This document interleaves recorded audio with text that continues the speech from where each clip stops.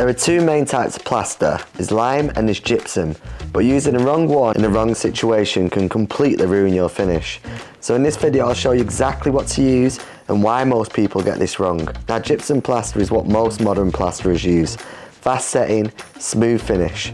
Lime plaster is older, breathable, slower to work with, but in some cases is the only thing that actually works properly. Now gypsum sets fast, you've got a tight window. That means you're going to be fast on your toes, and in a way it's going to be a lot easier to get the job done. Now lime gives you more time, but this is also the biggest problem because it takes a lot longer to cure. Now the difference here, lime is a naturally setting ingredient, it's a natural setting substance, which means it's going to dry over time, whereas gypsum plaster is a chemical set. So the chemicals that is added to the plaster, the chemical reaction starts as soon as that water hits the plaster, which means that as soon as it hits, that gypsum is going to go off, and it's going to go off fast. And this is where the big differences start. Breathability. This is the main reason we want to use lime plaster, because lime plaster breathes and gypsum doesn't. Put in simple terms, lime lets moisture escape. So moisture can breathe in and out of the lime plaster. It can escape the lime plaster and it can radiate through the walls, whereas gypsum traps moisture. Now this is where the problems are. We're talking about blown plaster, damp patches, damp rooms, rising damp, and that's because the gypsum, as soon as that moisture starts to hit the brickwork, it can't escape. Treat it like it's a big piece of DPC that's trapping your walls in. Because what gypsum does, it stops that moisture completely coming through, which in a sense means gypsum is harder, but it also means it's a lot more brittle.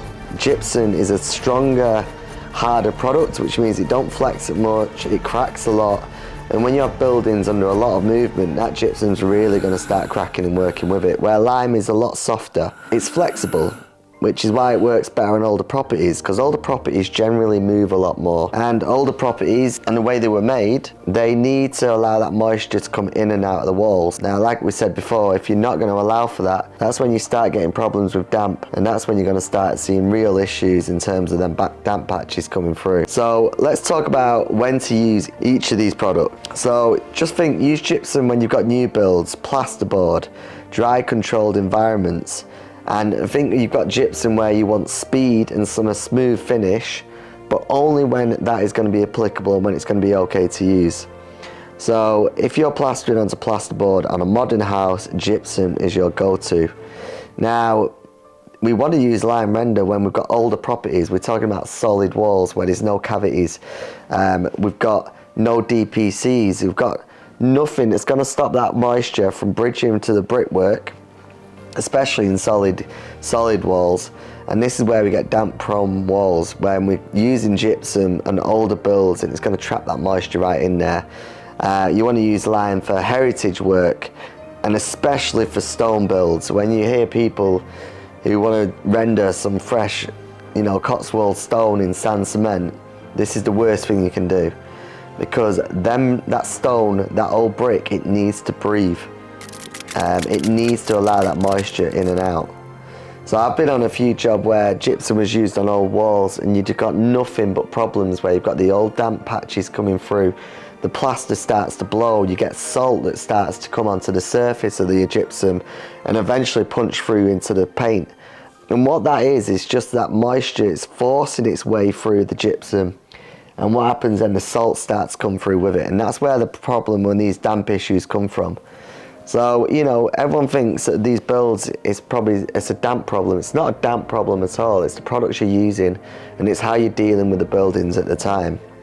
So the common mistakes is people think that gypsum is an upgrade, so they rip out lime plaster and replace it with all this gypsum plaster or plasterboard and dot and dab over old walls. Now that is really not going to work, because what all you're doing is, it looks great for a few years, but eventually that moisture needs to come out somewhere, and it's going to come out into eventually forcing its way through the plaster.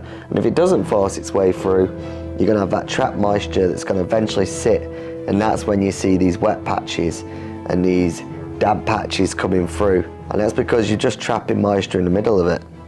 So if you ever wondered why people use lime plaster, it's because of that simple fact that it allows that moisture to move, and it allows the walls to flex, and it allows everything to work seamlessly together. So again, another example, old Victorian homes, that's when you want to be using lime plaster. Old Edwardian homes, lime plaster. Anything that has got a solid construction which hasn't allowed for future-proof methods, that's when you want to be using lime.